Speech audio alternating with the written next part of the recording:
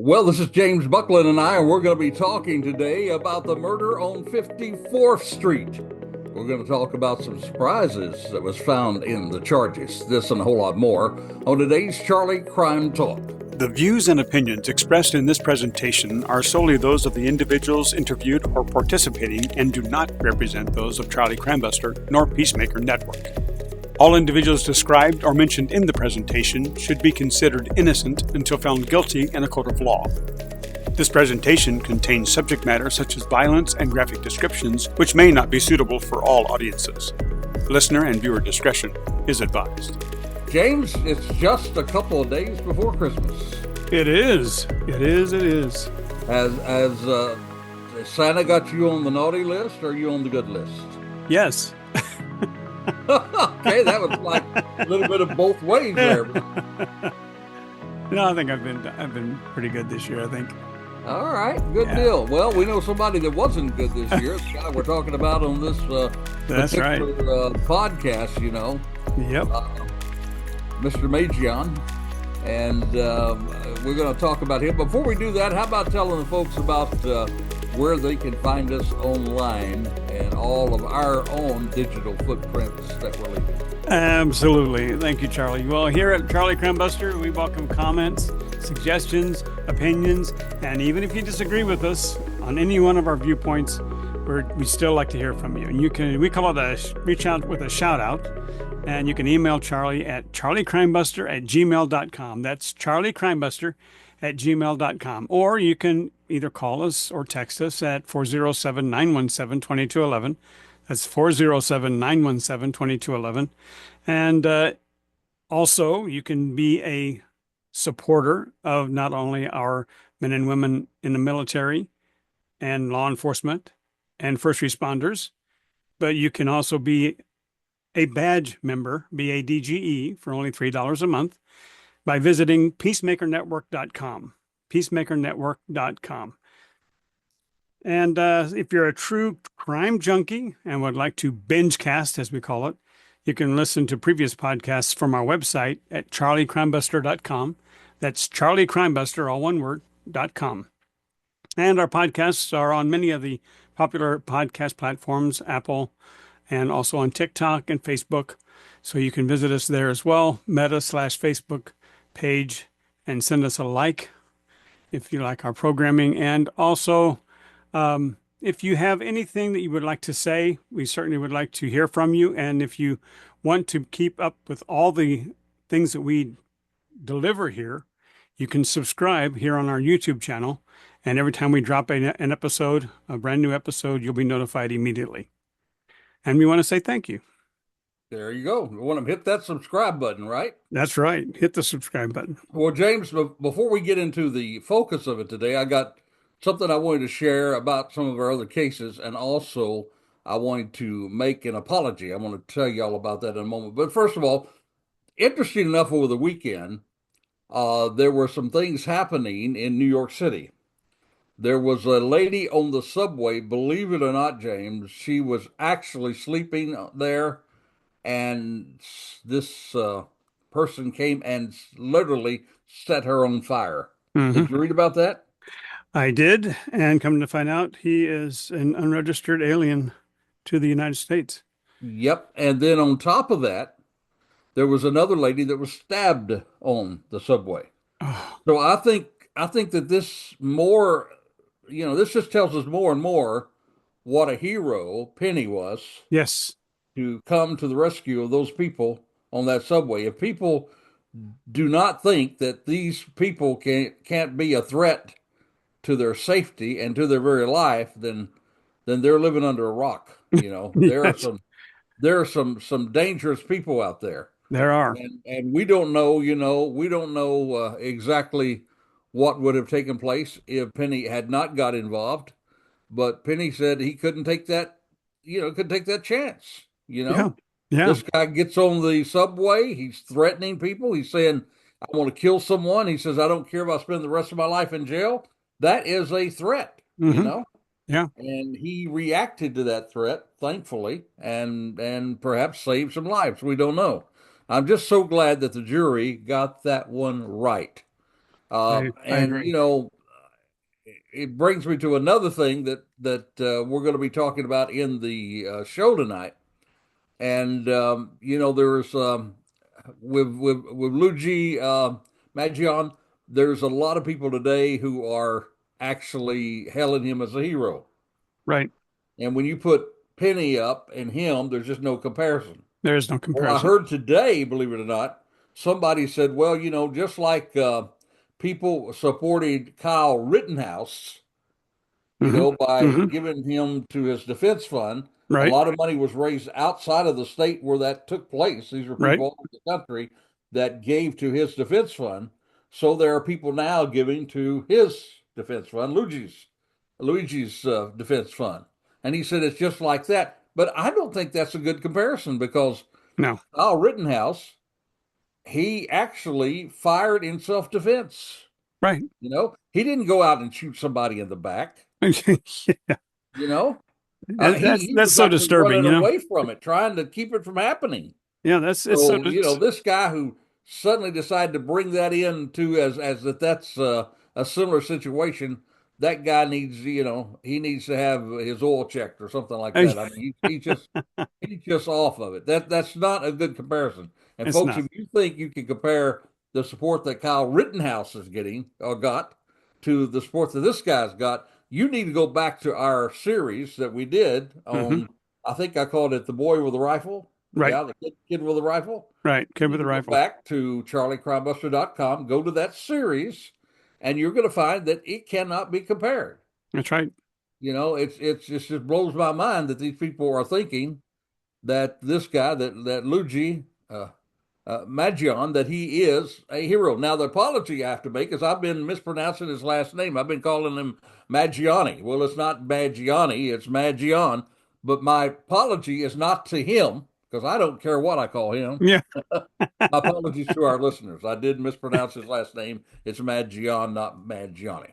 So let's get right into our show tonight. Then let's talk about this. Yeah, yeah. Well, during the show, you mentioned that there were a couple of things that the past podcasts that made more sense today. You want to tell us a little bit more about that? Well, one of those things was we mentioned last week that there were a lot of tips that came in about this at this point an unnamed gunman Hmm. because it went all over the country. It was a national manhunt, and you and I were talking right toward the end last week because time just flies in this show, doesn't I it? know, right? We were talking toward the end. I wonder if his family I mean, his picture was right there. You would think if anybody would know that image, if anybody would know that that was a person, it would be the family. And we did not have the answer to that. I think we even asked people to try to help. So Hmm. Hmm. the thing I think today that makes more sense is whether his family knew that he might be that gunman that did this deed.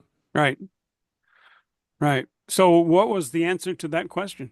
Well, the answer to that question was that actually they did because we now are hearing, and the information that we're looking at, that on December the 17th, the chief of detectives, Joseph Kennedy, said before his arrest that Luigi's mother had basically said that to the task force, FBI task force, that the shooting, quote, and I'm quoting it, might be something that she could see him doing.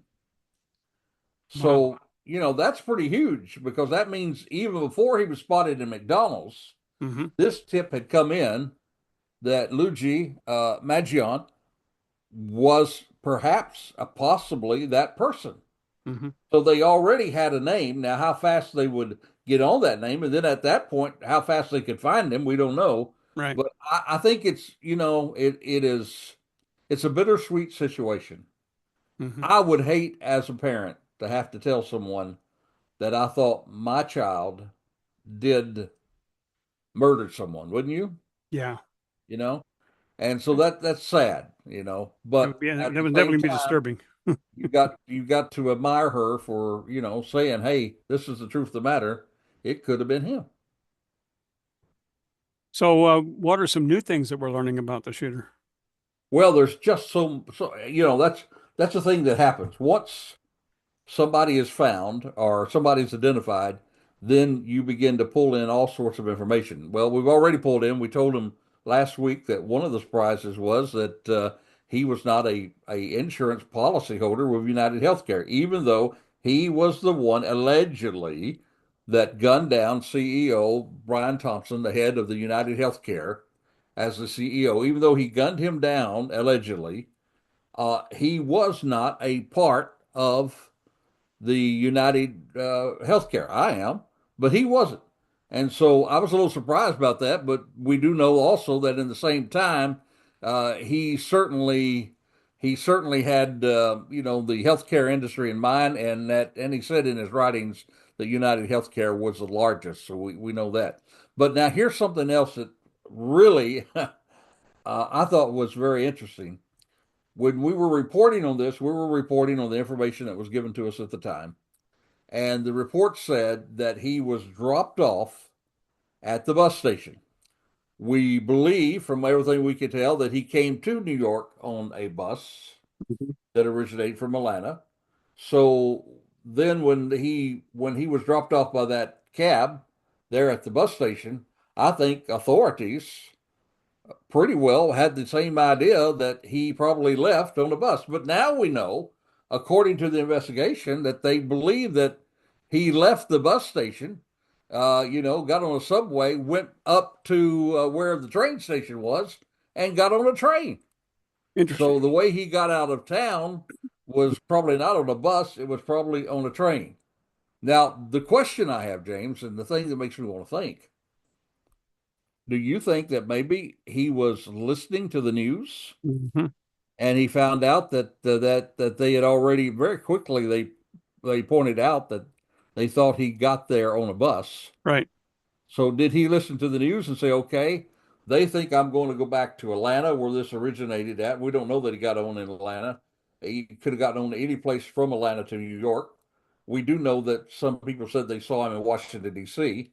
But nonetheless, he decided to use another means to get out of town, which I think is pretty smart on his case. I think that's a Mm-hmm. pretty smart move by him.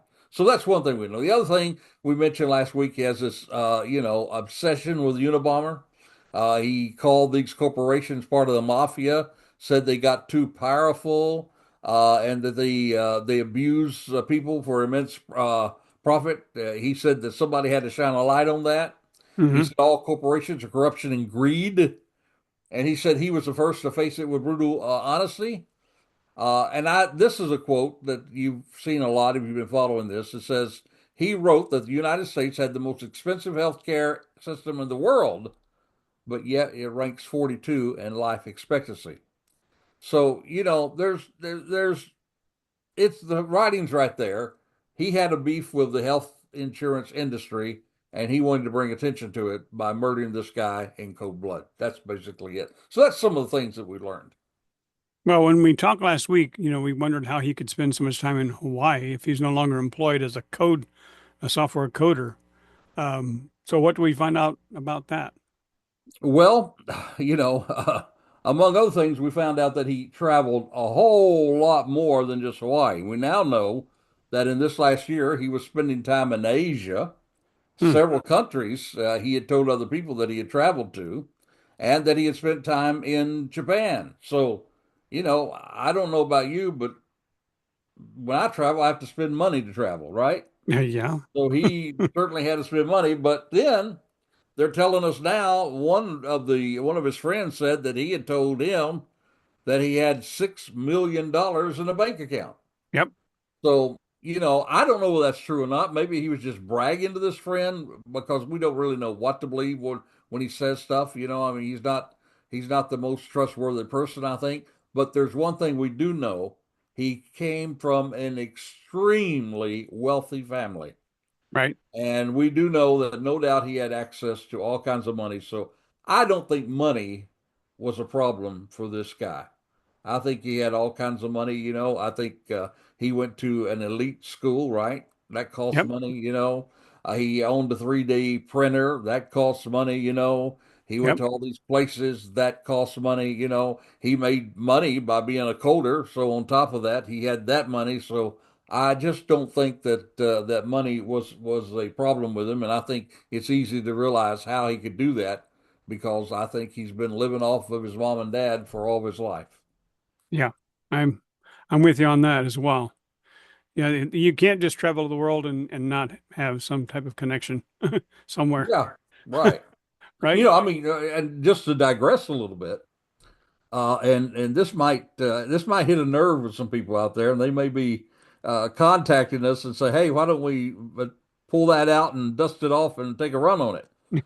But you remember, James, I remember when Martin Luther King was assassinated. I do too. Yeah. And, James Earl Ray. In fact, James Earl Ray actually, in the county that I was a chief deputy in, he was actually incarcerated there Oh, and really? in the state prison there. And Wow. so I know a lot about him. But the thing I never could figure out is after, he was just right out of prison himself. He was on parole himself Right. or on probation. Yeah, parole. He was on parole. He was out of prison himself. But immediately after that assassination, do you know that he ended up going overseas and was in Europe, you know? Hmm. And so I've often wondered, just like we wondered about him, this Mm-hmm. guy who did not have a job, this guy who assassinated, shot Martin Luther King, how in the world did he have the funds to travel abroad, right? Exactly. Yep. And I have to this point, that has never been answered. So for those folks out there who love a conspiracy, right? Yep. They Yep. may be thinking maybe there was more than one person involved in shooting Martin Luther King, Mm-hmm. because somehow he had to have the money and the funds to travel overseas, had to get a passport, right? Yep.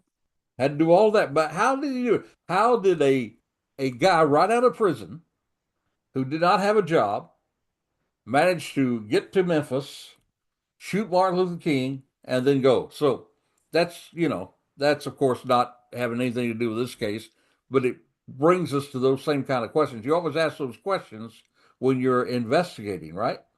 That's right. So that's where we did there. Yep. Well, have they confirmed that the money came from his family, or did it come from another source when we're talking about Luigi? They haven't confirmed either way, it hasn't been confirmed, but Because uh he uh he has there's if it. hired he has hired a top law firm in the nation. I mean, the same law firm is the one that's handling Diddy's trial now. Oh boy. So you can rest assured you don't get those kind of attorneys for pennies, right? You don't get those No. kind of attorneys are not public defenders. This is Yep. a high, powerful law firm. And Yeah. beyond that, right now, to add to insult to injury, as of last week, there had been over $100,000 raised in his legal fund from people just donating to him. By now, it's probably two or $300,000. Wow. And so here is a man who has a family that's extremely wealthy, who could certainly hire an attorney like this, and I believe they do have a part in it. The attorney's not going to tell you that because that's confidential. Right. But I believe his family, helped.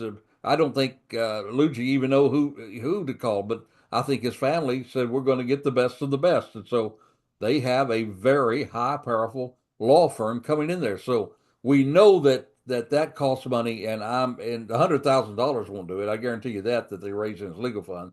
That's Hmm. just a drop in the bucket to what this case is going to cost.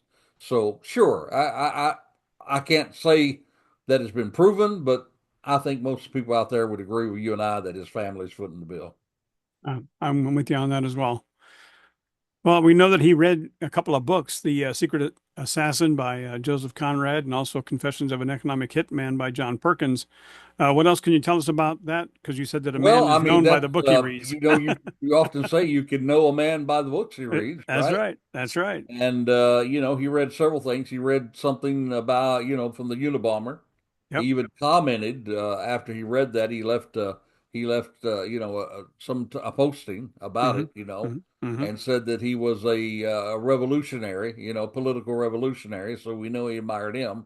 Yep. So as I said, I think last week, I think when he had this back problem that he had and had this pain, and then he decided to that the insurance companies were screwing over America I Mm-hmm. think at that point he began to dive into a really deep, dark rabbit hole.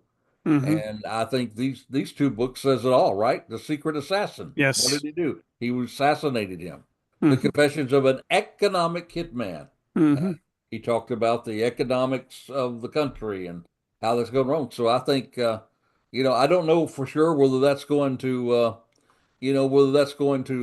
swing into the place of being introduced into trial or not, but it's certainly interesting. That brings me to another thing. You remember we talked about a week or so ago about the fact that there was monopoly money, right? Yes. Monopoly money. So let's talk about that. Yeah, you said Uh, it was found in Central Park. What, does it have meaning? yeah, Central Park in a pack, right? Yeah. And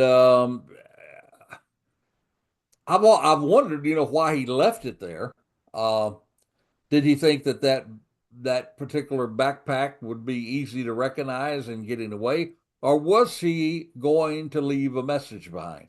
Mm-hmm. Well, the people who study this, one expert in the area of murders is a psychiatrist and trial expert, Dr.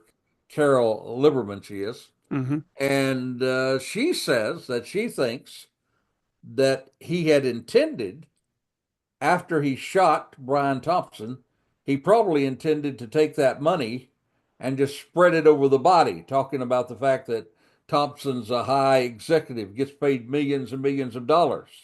And he chose monopoly money because, the insurance companies, many people think, have a monopoly. Exactly. So Yeah. that was his message. So I guess my question is, maybe, he thought this thing out really well, but maybe, in the spur of the moment, you just shot a man, you're trying to get away as quick as you can. Maybe he forgot to spread that money around Brian Thompson. Yeah. And maybe when he got in the park, he said, well, I still want to leave that message. So I Mm-hmm. know they're going to find this backpack. So here's my way of conveying that message. So the question is, did he leave that backpack on purpose? And number two, did he intend to leave that backpack, or was that an afterthought after he did not spread that around the person? What do you think? I think it was left there as a message. That's my opinion. Well, no doubt. I mean, the shells had the words Yep. on it, Yeah. that conveyed a message that he had Exactly. written on the shell casings. Yep. And so I believe this. I think no doubt about it. It was a message, but I guess the thing I would be interested in finding out, and I don't know any way we can find out about that, except if it comes out, and I don't know that it would. But I would just like to know. Wonder if he really did intend to take that money and just lay it across the body of Brian Thompson. I think he did, but I think there was somebody standing outside of the hotel, and I think he was afraid he's going to be recognized more so. So that's why he turned his back and walked the opposite direction. And took off real quick. Yeah. Mm-hmm. Mm-hmm. And maybe do it. Do you think that then he on another thought he said, "Well, I'm going to leave the message, so I'm going to leave my backpack," or do you Yep. think he intended to leave the backpack all along? I think he intended to leave the backpack one way or the other, Yeah. either Okay. on the body or by the Yeah. body or in the park. Yeah. Yeah. But no doubt the monopoly money was a message. There's no doubt Yeah. about that. No doubt. No Right. doubt. Well, tell us about our crazy crook story this week. Well, I'm sorry to tell you, James, another Florida Florida, man. yeah, another Florida man. But I did, and when I introduced this particular story to our audience, I mentioned we'll take the hit. We have a lot of crazy Florida men in this state, We do. but we also have a lot of great sheriffs. We do. This one, the county I live in is Mike Chitwood, who's a phenomenal sheriff. Hmm. We have Grady Judd, we have with Brevard County Sheriff Wayne Ivey. These guys are just top-notch guys, and Top notch. boy, they stand up and they don't care, with what people say. Nope. They're going to stand up for law and order. That's right. Well, so this guy, I guess he decided that he didn't want, uh, you know, he did not want Sheriff Judd to catch him. There were warrants out for his arrest. The police were tipped off to Facebook where he was located. His name is Johnny Yates. And so when they got to the house where he is, I kid you not, he had a sign there, a big sign that said Johnny Yates does not live here. Can you imagine that? Now, surely a Oh, police officer looking at that would say, "Oh, no need to go here because here's a sign right. that says Johnny Yates does not live here." I don't know any other way to broadcast more that you live there if you're on the run from the law than to say that you do not live there. You know, Exactly. Exactly. it would have been even better if he got said Johnny Yates lives here. Then they probably said, "Well, he's not there," Yep. but he does not live there. Well, then there came a hour standoff to try to get the people out of the house. They wouldn't come, and I like the way Ivy puts it. A lot of times agencies, when they can't get somebody to come out, they don't want to go in there with guns blazing and kill innocent people or anything like that, or even kill the person. So they want the person to come out. They give him opportunity. They try to get him to come out for an hour. So then they'll often put nerve gas into a house. They put gas in there, Yep. but Ivy calls it surrender gas. I like that, surrender gas. They Yep. put surrender gas into the house, did it twice, wouldn't come out. So finally, they got the our lovable dog here in Florida, a canine by the name of Dexter. And Yep. boy, Dexter nailed him hiding into some drawer somewhere. So he came out, Popo got him, he's arrested, and off he goes. And it was interesting when I read the story, they also charged those other four people that didn't come out of the house when they commanded them to with resisting, obstruction, and they also got a fine stay, a Christmas present, a stay in Grady Judd's bed and breakfast. So Nice. there's our crazy crook of the week. Yeah. Back to Luigi. Tell us Yeah. about the surprise charges he's facing now. Kind of recap that. Well, our title, of course, was the charges and the surprise in the charges. Hmm. Well, last week, prosecutors they were set to charge him with second-degree murder, possession of a loaded firearm, and possession of a forged instrument, criminal possession of a weapon. Now, I said last week I would not be surprised if somehow they would beef that up to first degree murder. First degree murder in the state of New York, you have to have either you shot a cop or you shot a politician, or there has to be some sort of special circumstances. Well, guess what? They were able to tie special circumstances to it by simply stating that this was an act of terrorism. Yep. And when you think about it, remember the other week I said, I don't think he's anything more than a domestic terrorist, Yep. You did. just You like the certainly did. Unabomber. He Yep. wanted to be that. So, Yep. okay, you want to be a terrorist? You get it. Along with that comes another charge. And so now they've bumped it up to first degree murder that they've charged him with because they can now tie it to an act of terrorism. And it's done with intent to intimidate, coerce a civilian influence, or to Hmm. affect the government by murder, assassination, or kidnapping. So they were able to do that. So they were able, as I said, I thought they were able to bump it up. The state was to first degree murder for his charges. Well, you said you were not surprised about that. So then what were you surprised about? Well, again, like I said, I wouldn't be surprised if he did it. But here is the real surprise. He's already charged of all these things to the state. But guess what?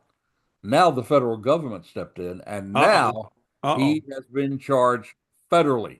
He now faces four new federal charges, murder, and guess what? That murder could make him eligible for the death penalty. All right. You know, Interesting. the Interesting. state now the state of New York can't do it because back several years ago they threw that out. They said that they abolished the death penalty in New York for state charges, That's but in it's not 2000. abolished for federal charges. That was in 2004. They Yep, abolished that, right? In the state. 2004 exactly. So Yep. now think about this.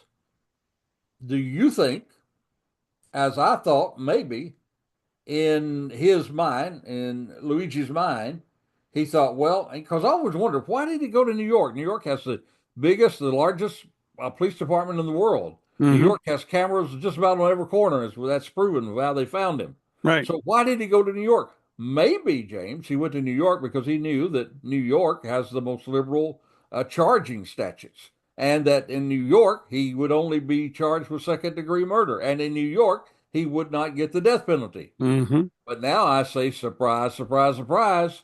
I bet you he did not think that the federal government then would step in and put federal charges on him as well. And now the death penalty is back on the table. So that's the other surprise you mentioned in the show, That's right? the surprise, Mm-hmm. I don't think he saw that coming at all. No, I don't I think he think did he either. thought I'll be charged with second-degree murder. I'll be a hero. I'll go to jail and prison, and I'll write all kinds of books, and everybody Yep. will admire me and think I am I am really it. I stand for the little guy and all that kind of stuff. And he had no idea that he may actually face the sentence of death. You know. Wow. And Well, and that's something else. Getting back to this thing that just blows my mind that people are paying him money. Uh, he is standing up because people get rich, yep. but yet he is rich, Exactly. right? And he Oxymoron. got the little man. Yeah. He, as I said, I think in the podcast over and over again, he is a spoiled brat who became a murderer and is Mm-hmm. trying to justify it by becoming some sort of hero. Yeah. So, going to be an interesting journey on this one for sure. It will And be. next week we're going to talk a little bit about this high-power defense team he has coming in and what they might do to try to defend him in this case. Wow. Wow. That's going to be fun. Yep. Well, you closed out with some parting advice for us in the podcast. Can you share? Yes, I did. This is Christmas time. Mhm. It's a real good time, but think about this. And again, this shows the seriousness of this. There are two children and a wife who have a very sad Christmas, and that's Brian Thompson's family. Right. And nobody's saying much about that, Nope. Nope. All these people who think he's such a hero. Well, what do you think about this family that's going to have Christmas without their father, without their husband? Mm-hmm. And so for all of us, I just simply say, and I tell myself this, we never know what's going to happen. We need to hold our loved ones close. Right. We need to let them know how much we love them, and we need to say that often. And we just encourage all of the listeners out there during this time of the year, if you're listening in real time, or whenever you're listening, as far as that goes, don't lose opportunities to let those people that God's put in your life know that you love them and you care about them and Exactly. enjoy and celebrate life and celebrate Christmas because Christmas is all about giving. It's all about the fact that God gave his son for us. And so, let's take a moment back, take a deep breath, and in all of this darkness that we report on, let's talk about the light that we have with each other and what families mean to us, right? Exactly. Yes. Absolutely. Well, thank you for another great show, Charlie. Appreciate it. Well, as I said, boy, it seemed like we just sat here a minute ago, doesn't it? I know, right? It flies by. And we're already to the end of it, folks. We appreciate you, love you out there that follow us, and we encourage you to have a great Happy New Year and a Merry Yes. Christmas. We'll see you next week, right? We will see them next week. Thank you, Charlie. So until this time, next time, this is Charlie Crimebuster reminding you, stay safe, stay alert. Yep, for the life you save, it could be your very own. You have been listening to Charlie Crimebuster. You can find additional podcasts at charliecrimebuster.com. You can also support our first responders, military, and law enforcement communities at peacemakernetwork.com or subscribe to our YouTube channel using tag at Charlie Crimebuster. Even visit our Facebook page, facebook.com/Charlie Crimebuster. Or if you would like to make suggestions for future podcasts, please send your ideas to charliecrimebuster@gmail.com. That's charliecrimebuster@gmail.com. Thank you for joining us today, and we hope that you will join us next week for another exciting crime story with Charlie Crimebuster.